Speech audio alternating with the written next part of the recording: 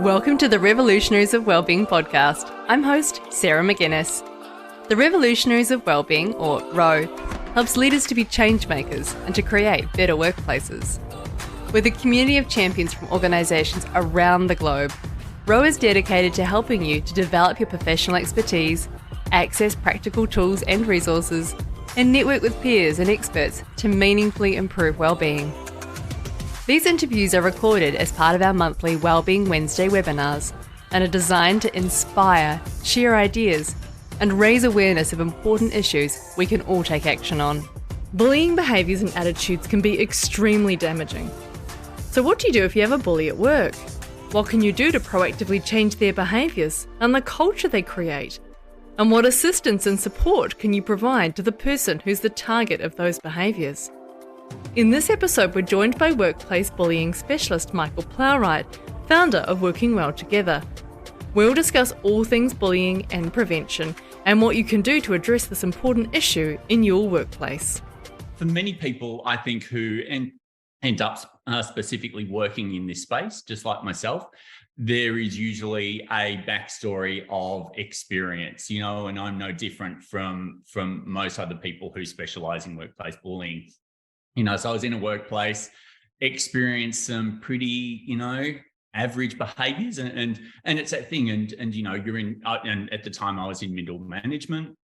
Fundamentally, people don't necessarily talk much about managers being bullied, and I ended up being this meat in this particular sandwich in terms of being, both bullied ultimately from below and from above, which really had a negative impact on me. And when we talk about workplace bullying and its impacts, we talk about some serious consequences potentially from the lower end anxiety and stress through to post-traumatic stress disorder type symptoms and suicide ideation. And I can say that I've been there in relation to my bullying experience. But fundamentally what that did was that it gave me the drive, it gave me the passion to promote change and look at how we can actually do things differently. And I was looking around at my own management colleagues who weren't managing bullying at all in the workplace, weren't creating safe, weren't creating well workplaces. And why was it that? Was it not understanding? Was it not stepping into the shoes of potentially people who, they're potentially using extremely negative behaviors type of stuff? So that's what gave me the drive and the passion. And then, from there, what happened was that I thought, well, okay, how do we develop some real strong strategies in the workplace to be able to change the culture, to build positive, successful workplaces so that people can stay well, that people potentially, fundamentally for me, it's about, work is, a means to also enjoying the rest of your life. You spend a lot of time at work, but how can you actually make sure that you're able to enjoy the rest of your life? And you can't do that if you're suffering from some significant injury from workplace bullying. So, that's my story in a nutshell. So here I am today. Fantastic. I think it's interesting that lived experience is so powerful, isn't it? And it gives you a different lens on some of these things, and a way of appreciating it, and perhaps a way that if you hadn't experienced it, you might not understand. I'm interested, when we're defining bullying, because it's such a wide spectrum of behaviours and actions and everything in between, isn't it? Absolutely. Look, and this is the thing. Fundamentally, bullying is relatively similarly defined across the globe. And when I was looking at some of the definitions in the New Zealand work, you talk about, so for example, I think it was Employment New Zealand, there are the three key components which make something bullying. One is that it's repeated, unreasonable behaviour that creates a risk to health and safety, be that physical or psychological. And this is the real challenge. Bullying is so complex because it's a subjective experience in so many ways. I can have somebody turn around and take me into an office, give me feedback, and I can take that in a way that's negative, particularly if it's not framed in a positive way, whereas somebody else will brush that off type of stuff. But then a completely different experience of bullying type behaviors, like the isolation that you might get in a workplace, or gossip, might undermine a person, and that has a greater impact on them. So there's this real high level of complexity of how this will happen to, or happen to all of us type of stuff. And as I say, if we're trying to look at bullying from a very pragmatic point of view, I often turn to people and say, well, think of your picture. These days we talk about pictures in terms of having pixels. Bullying is like a photo. It's a range of different colors, different types of behaviors that come together to create this overall picture, and usually across a period of time, and when we talk about bullying, some people can be bullied for, over a period of weeks. Usually it's not bullying unless it's been going on for a number of weeks, through to a number of years, and I remember, one of the guys who I spoke to and worked with once, we were talking about, he had been bullied in the same workplace for 8 years. He was a storeman, and he put up with his behavior. His, supervisor came and abused him, told him to do things rather than worked with him in a cooperative way, was doing all this stuff across such a long period of time, and he did nothing about it. And it was interesting. And I said to him, well, what was it that meant that you didn't do anything about it? What stopped you? And he said, well, in my younger days, I was seen as being responsible and wasn't able to hold down the job. So if he had have turned, his theory was, if he had have turned around and walked out, he would have been seen to be irresponsible. He also had a young family to support at the time. So he didn't actually, turn around and look for a different job because he felt he needed to support his family as well. And if he didn't, if he left, would he get a job elsewhere? So for 8 years, he put up with this behavior. So it's such a complex interaction. And the interesting thing was that it ended, this particular circumstance ended when the young guy turned around and he punched his boss in the face. He said, I punched my boss in the face twice. And he said, I know that this was wrong, but he lost control. He couldn't, control himself. And this is the thing. Eventually it will get to all of us type of stuff. But the key thing I look at here is that the boss then wanted to press charges with the police, and all the colleagues stood up and said, no, you can't, because you've been giving this guy hell for 8 years, And so he didn't. But what that also said to me is that for 8 years, people in that same environment had seen what was going on, but did nothing to intervene, which was the biggest tragedy of all. And this is, where in future we can, when we build well workplaces, we're talking about building cultures where people will stand up together as a group and feel safe to do that, to be able to stop these type of behaviors. So that was a long answer to a short question in some ways. No, it's great. And do you know what? I've written about 5 follow-on questions I'd like to ask. So now I'm going to have to just select which one. And I can see there's some questions coming. So we will touch on those in a second. Yeah. I think I will go firstly to the visible versus non-visible behaviours that I was thinking about, because there's that real passive aggressive. And so in some ways, when we're talking about bullying, how is it, how do people work out what's just a personality clash, a bit of a conflict, versus something, if you're being punched or there's words being thrown about all the time, that's really visible, people can see that. How do you manage that, and how do you start to pick up those signs and symptoms? Well, the first thing I'm going to start with the punch thing. At the end of the day, physical violence, if it's from a person who's bullying, is not bullying. It's physical violence. It's a crime, and it should be reported to the police type of stuff. But when you look at it, it's really quite interesting, and it's quite complex. And the thing that I talk to people about is, because when a person's bullying, and I'm going to take a step back, when a person is being bullied, right, we tend to make excuses for that person. We tend to say to ourselves, maybe they're having a bad day. But hang on, how often do they have to have a bad day before it's a problem, right? Or maybe I've done something to bring this onto myself.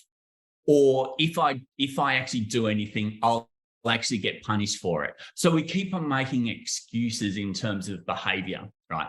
And the way this leads to the question you're asking is that fundamentally what goes on when a person is being bullied or being targeted with negative behavior, we feel something in there in our gut, right?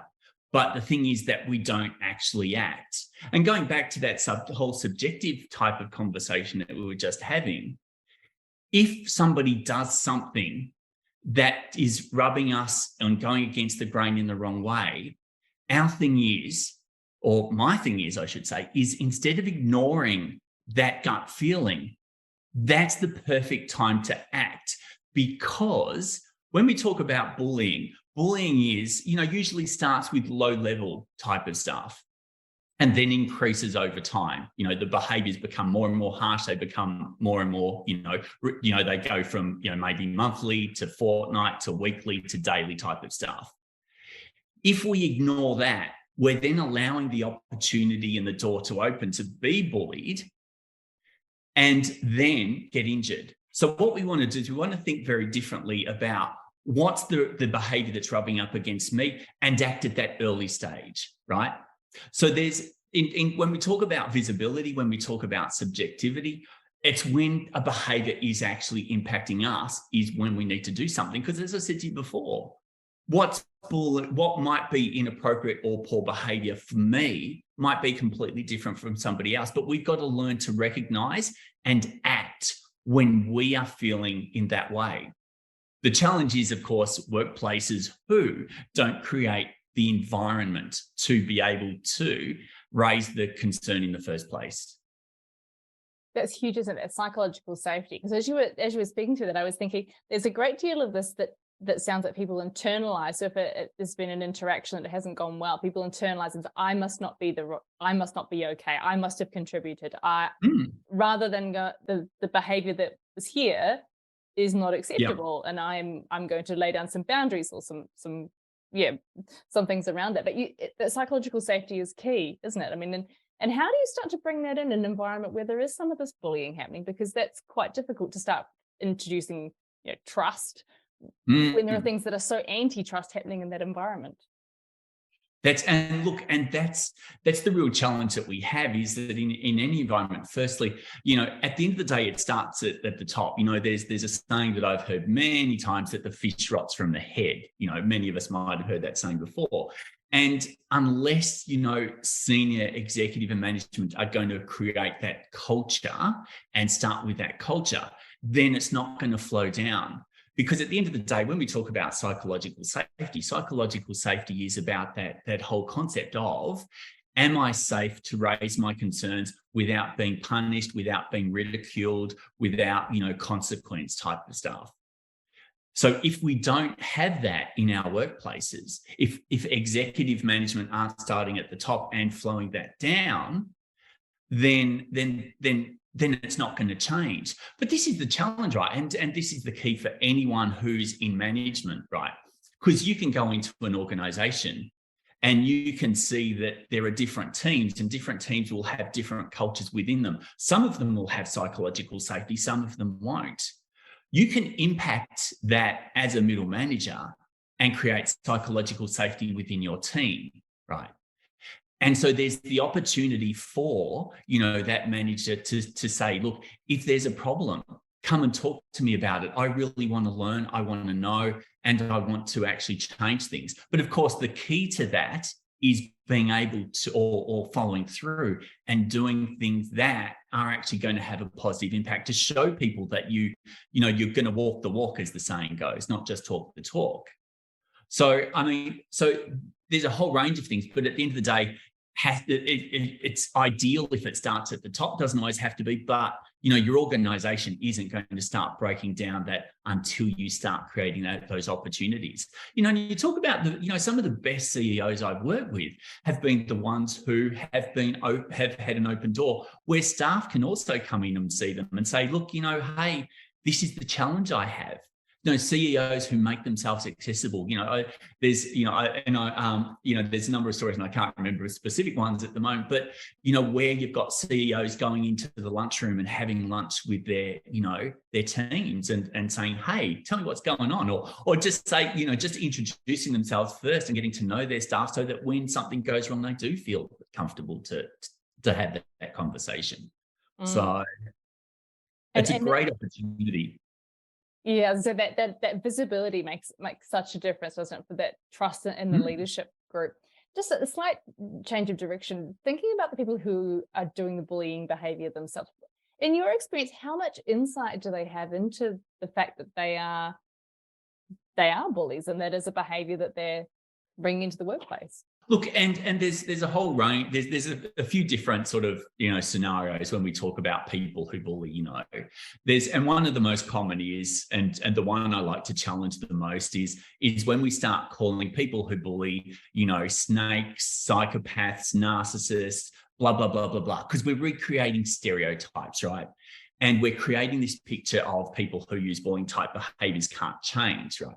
And look, and let's be quite honest, there are some people out there who use bullying behaviours who cannot change, or if they are going to change, are going to need a significant amount of psychosocial therapy or psychological therapy. Your true narcissists, your true psychopaths, right, will not be able to change on their own without, therapy, fundamentally, right? But there are a group of people who, and I work with this in terms of, I do this thing called boss whispering coaching, abrasive leadership coaching, right? So I work with individuals, and those individuals come to me, and they've usually actually been pushed by their management to say, okay, you've got some skills that we need to work on, and they're the people management skills. You've got some brilliant technical skills, and we want to support you to change your approach. So, so I invariably work with them. We develop strategies. But what really tends to happen in these situations is it's like us all, right?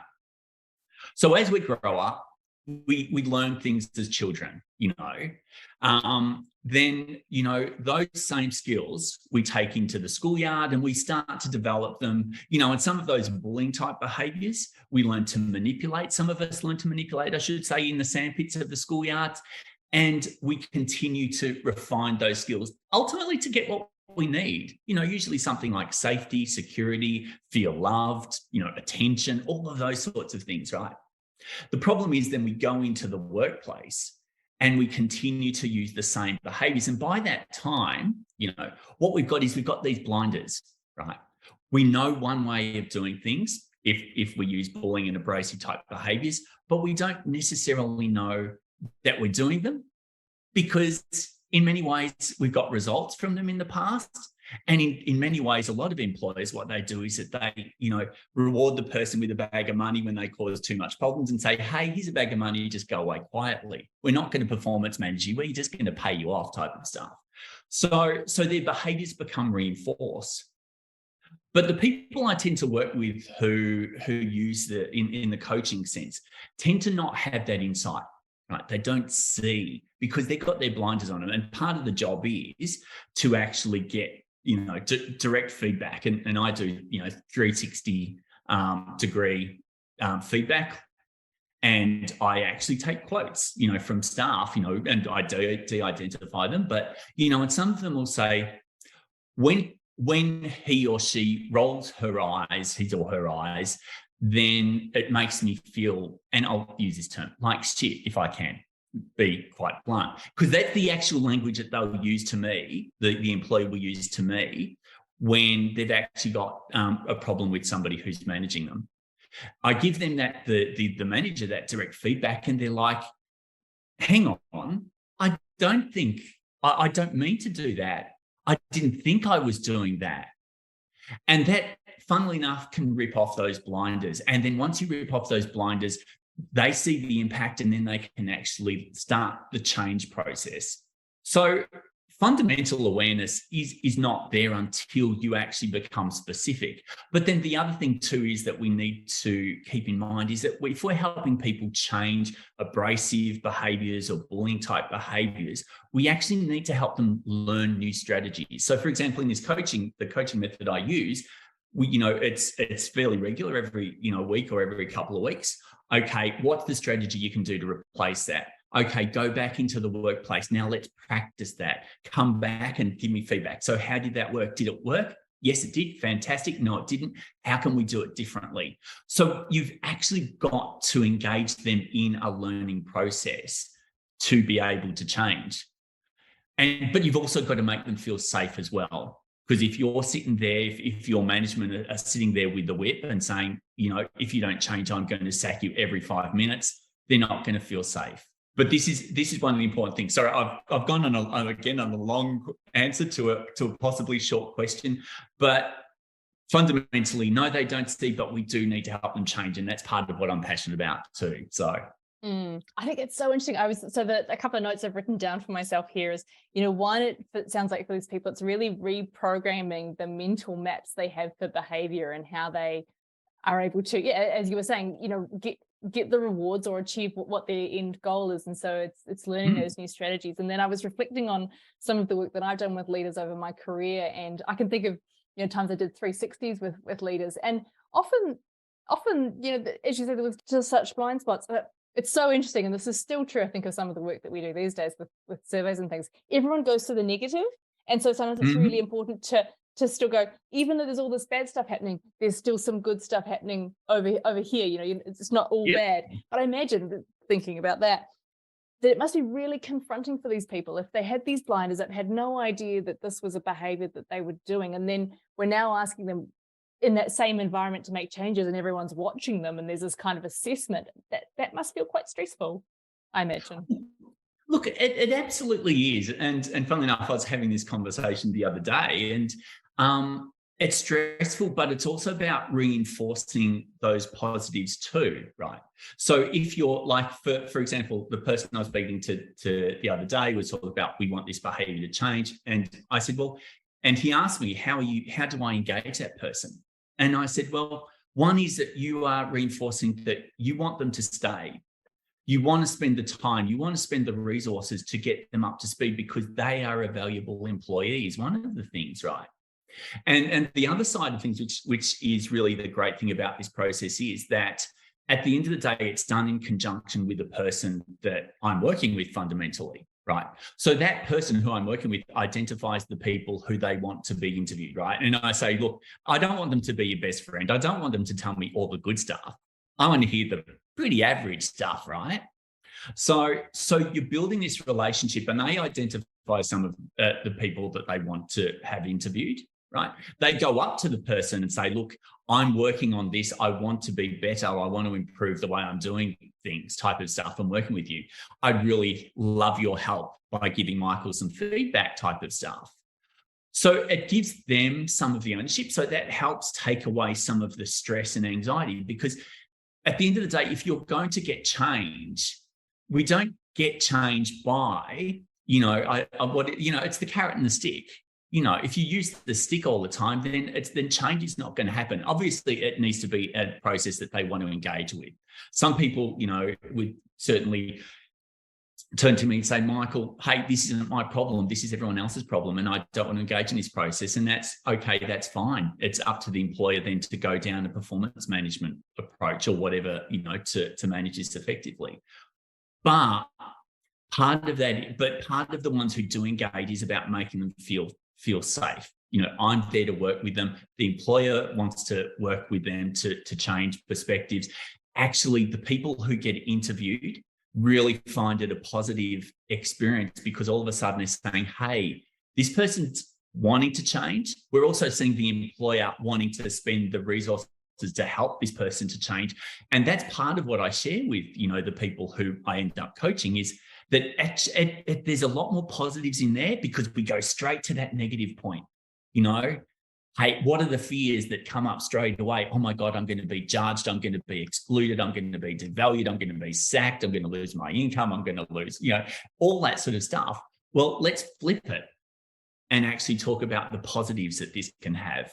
You know, the building of relationships, the better outcomes that you can get at work. How and part of, you know, certainly part of getting change with people who use bullying type behaviours and abrasive behaviours is, well, what do you gain from this? If you have, you know, and one of the things people will come to me and say, you know, I don't go to that person because I'm afraid if I go to that person, they're just going to shout at me or they're just going to roll their eyes, right? If I can then turn to that person and say, well, do you want to know what the problems are that's stopping your, you know, you doing your role successfully or bringing in more customers or clients type of stuff? Is that in your interests? And usually they say yes. And it's like, well, this is a perfect opportunity for that. So there's many ways to engage them in a positive way. The fact is that we've just closed ourselves off to how can we work with people to change them in a positive way in the workplace, rather than in a negative, let's just get rid of them. You know, you've got to get rid of the bully because they're just evil, which is just not true. They're human. We're all human. And you know, I'm a lover of human frailties and human, you know, and the opportunities for personal growth and development. Sorry, I get excited by that. Well, I think which actually links really nicely to one of the questions that's asked in the chat, which is, what happens if the exec is the bully? Maybe the exec, maybe the MD, the most senior person. What can you do? Yeah. Look, and this is really a hard question because there is no simple answer to this, right? So unless you've got a committee of management or board or whatever who has developed some sort of process for feedback that's going to allow for change at the top, then you're between a rock and a hard place. And look, and this is the real crappy answer that I really don't like to give, but sometimes I have to give. Sometimes if the person at the top of the tree is the problem and they're creating this culture within the whole organization, then you've got to weigh up whether that's the place you want to stay. And as I said, I know that's the crappy answer and I don't like giving it, but sometimes it's the truth. I mean, so there are alternatives, of course, and I think I was looking through the health and safety stuff over there in New Zealand as well. You know, you can make reports to your health and safety or safety authorities. If it's, physical, you can report to the police. I think you've got, there was an employment arbitrator or mediator in New Zealand. You can go down all those paths, right? The question is, you have to weigh up the checks and balances of what's the risk to yourself and what's the resources that you need to use as an individual going down these pathways. And do you have that, type of stuff? That's the way up. And look, and if you've been bullied or if you've been significantly impacted by bullying type behavior to the point of that you're crying, you're distressed, you're anxious, you're trying to avoid going to work, all those sorts of stuff, you need a lot more resources to be able to go externally to try and fight and change a system in a workplace where there is sometimes, sometimes the grass is greener on the other side of the fence, and going out, focusing on yourself, focusing on getting yourself well so you can actually live your life is what you have to weigh up in terms of challenges and consequences. So there is no easy and simple answer to that one, sadly. I think it's actually a perfect lead into probably a broader conversation around, we've talked about the person with the bullying behaviours, but if we talk now about the person who's experiencing on the other side, from a wellbeing perspective, what is the sort of full breadth and depth of the impact of bullying, both on a person, a team and an organisation? I mean, and so look, at the end of the day, when there is a bully in the organisation, everybody knows, the research shows that the health impacts are on everyone. Who sees that, and the interesting thing is, there's people within the team context. Some people will jump on the bandwagon of the person who uses bullying behaviours, right? Because theoretically, some of those people think that they'll be safer if they join the ranks of the bully versus actually, standing up for the person who is being targeted, or potentially staying neutral. But the truth is, and the research tends to point out that, people who usually bully somebody eventually will get rid of the person that they've targeted, and then they move on to somebody else. And there's no guarantee whether you're the person who's on the bullying, who's on the bully side, or, just keeping your head down is actually, going to be any safer from that person who uses bullying behaviours in future. Because fundamentally that person feels threatened, the bully feels threatened, and therefore they are looking for, any signs of, weakness that can allow them to step up type of stuff. Right. But fundamentally, I mean, if we're looking at teams, there is that sort of whole bystander sort of stuff. There's a significant amount of research which shows that the more people step up and actually say that there's a problem, then the less likely that behaviour will reoccur, or that the organisation will actually listen and do something about the person, right? So, and fundamentally, if I go back to, the coaching type of thing, what happens is that there's this realisation in organisations. So there's informal feedback. So a number of staff go to HR or go to management, say, this person's a problem. And when the level of perceptions build up, that is what triggers an organisation to actually act and make a difference. So that's the trigger point.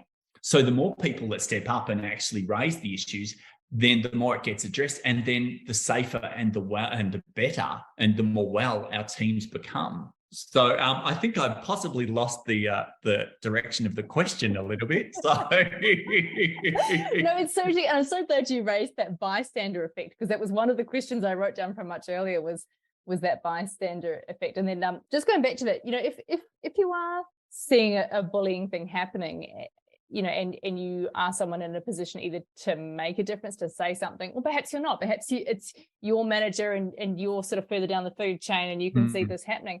What are some of the things that you can do? I mean, speaking up is obviously a big part of it, but how do you support that person as well? Yeah. Look, and this is fundamentally, I always say to people, you need to do what keeps you safe. Fundamentally, right? So you need to assess the situation. And sometimes, what you can do is some of that stuff, which is going up to the person who you saw on the receiving end of that behavior and just say, look, are you okay?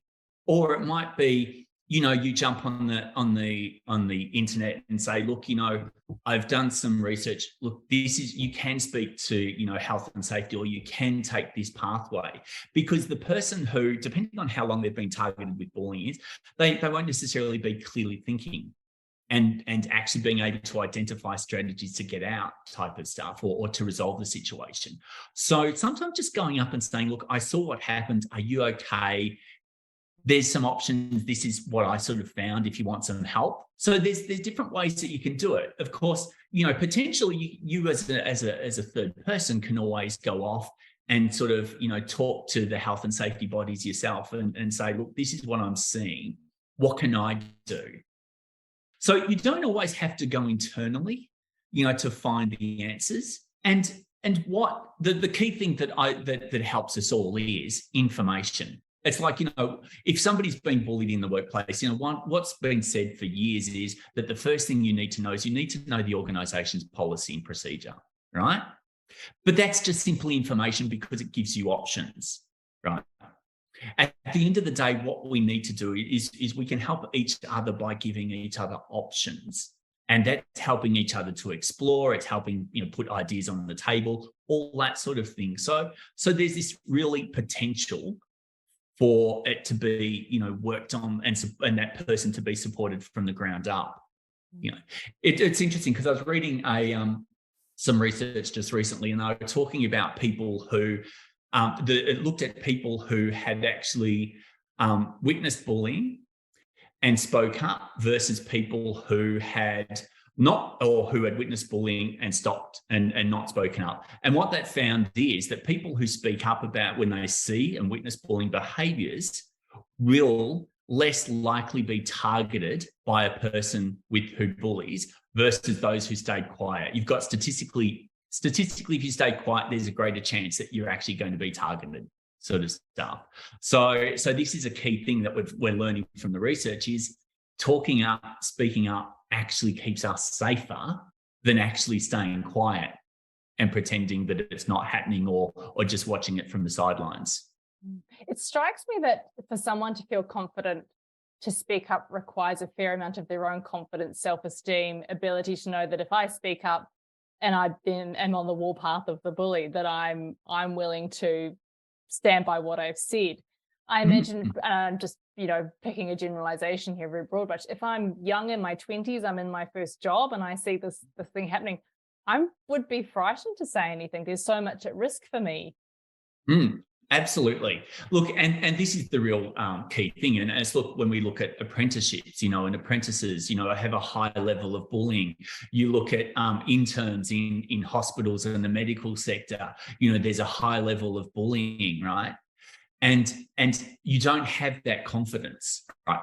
And this is where, and this is, unfortunately, it's going to be a longer term process, I tend to think, is that over time, as we continue to give young people the message that they can speak up and this is how you can do it. And this relies on your external bodies, your health and safety bodies, your government bodies promoting messages of safe and well workplaces. How do you achieve that? You can speak up to here. So giving young people the options. We know from the research that the older you get, the less likely you are to be bullied, right? And that's simply because as we get older, we become more experienced, wiser heads, grayer hair at the same time, possibly.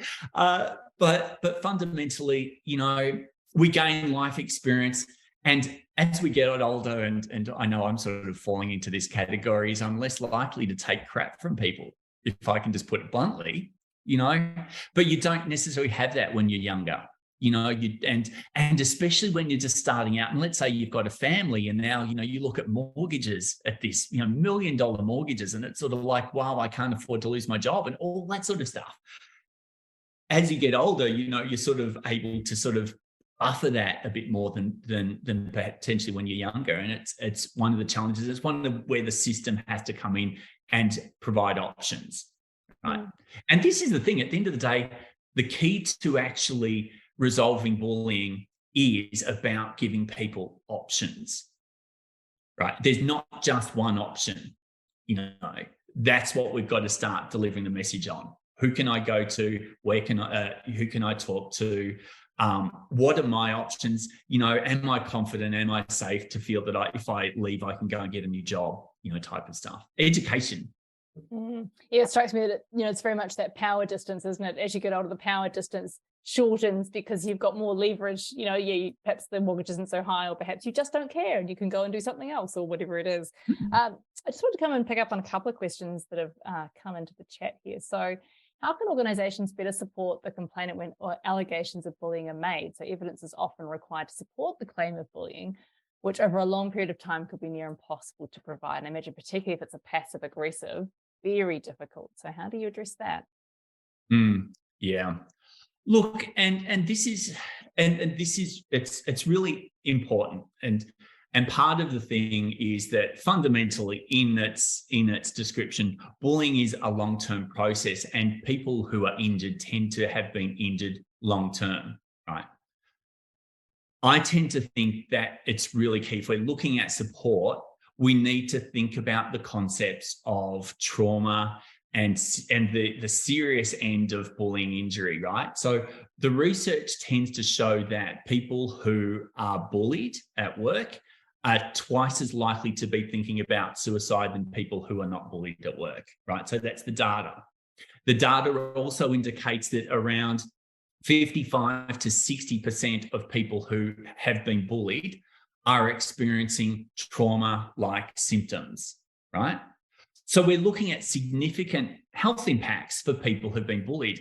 And one of the key things that I sort of talk about organisations is that, one, you need to actually be thinking about the level of injury. We need to come from a point of view of assuming that a person who is saying that they've been bullied is injured is our first thing.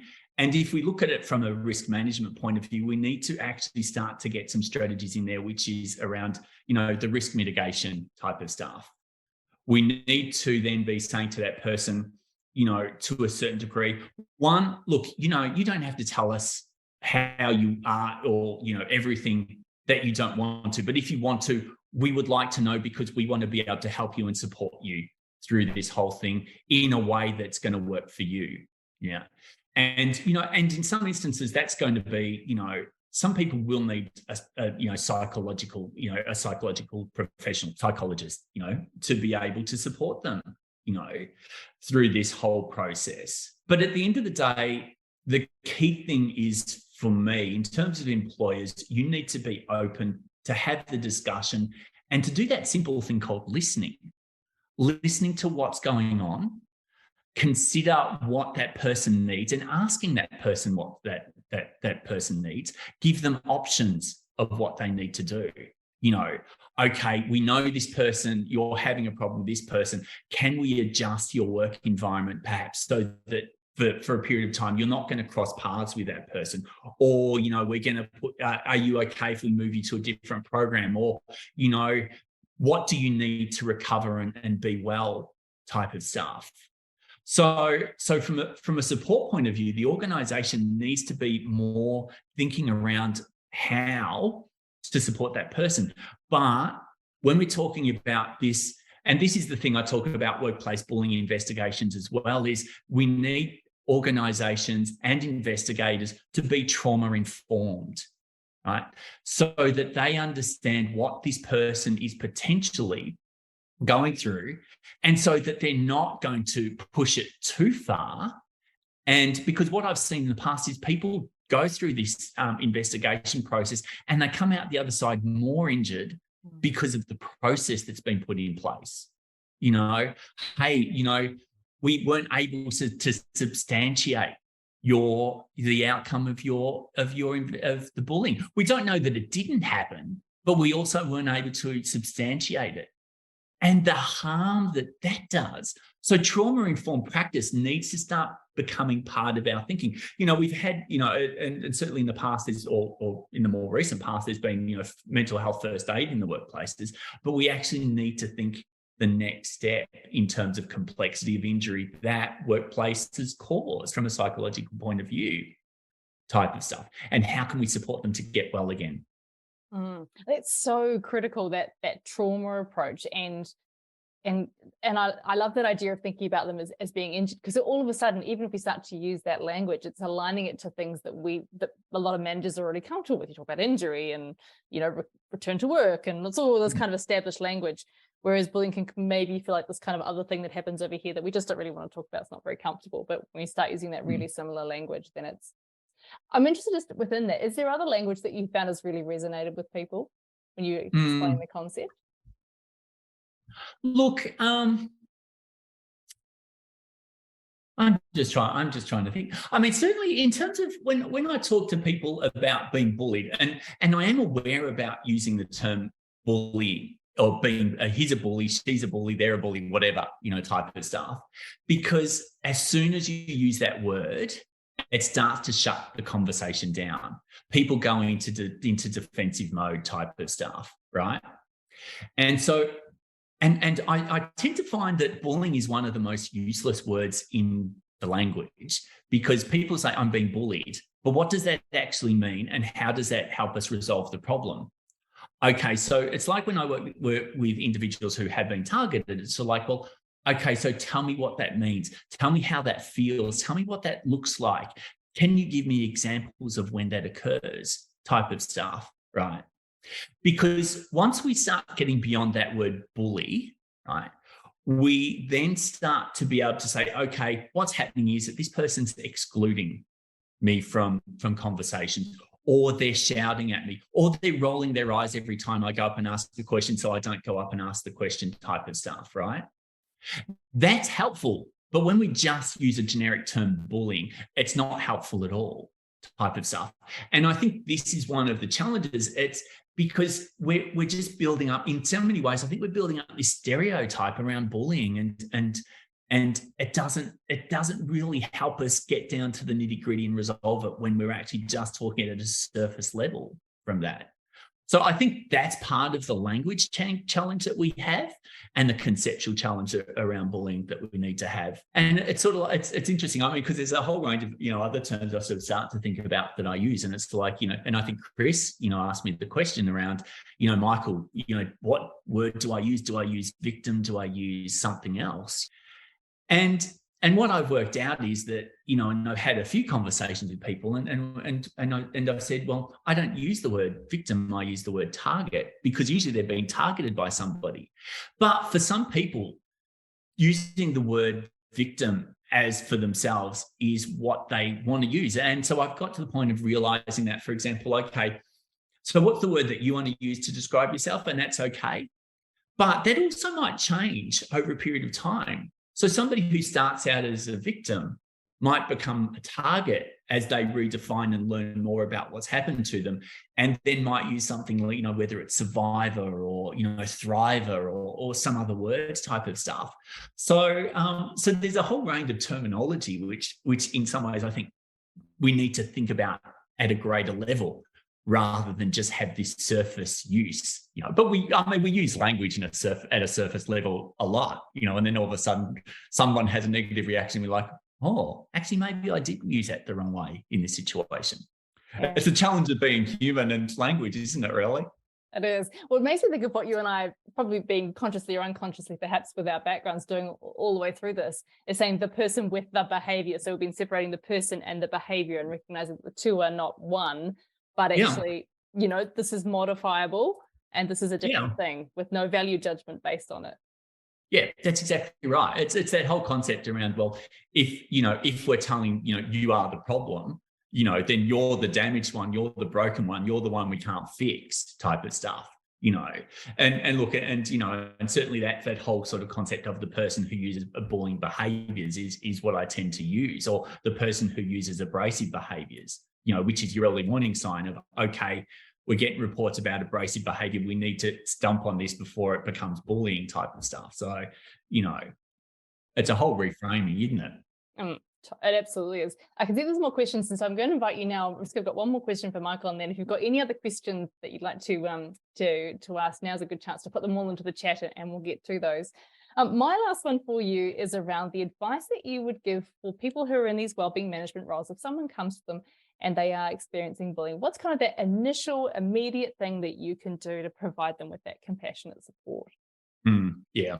Look, and I always tend to think that the first thing you just need to do is listen, but I think, and certainly it is important to also listen with a critical ear at times, because sometimes people are going through a whole lot of stuff, and some of that experience is clouding their views, right? So it might be something that's happened at home, or actually there might be some real performance issues there. And it is about being aware that we're complex. People are complex, and to actually to listen first and then sort of ask questions and be curious. I mean, curiosity is the greatest thing that we've got, and to learn a little bit more. But then also, what's the practical solutions that you can potentially offer them and there? At the end of the day, it will be for the person who is experiencing it to make their own choices. Everyone makes their own choices, but the starting point is listening, be curious, and then from there you can help develop strategies. That's, I think, the key thing for anyone who has somebody coming up and saying, I'm being bullied. Don't judge, of course, that's a key thing, because judgment will close people down. Just be the ear that validates, that listens, that helps. Thanks again for listening today. It's been great to have you along. If you're keen to join the Revolutionaries of Wellbeing, head to Row Wellbeing, that's rowwellbeing.com, and follow the links to sign up. If you're in our community, thanks again, and we look forward to catching up with you really soon.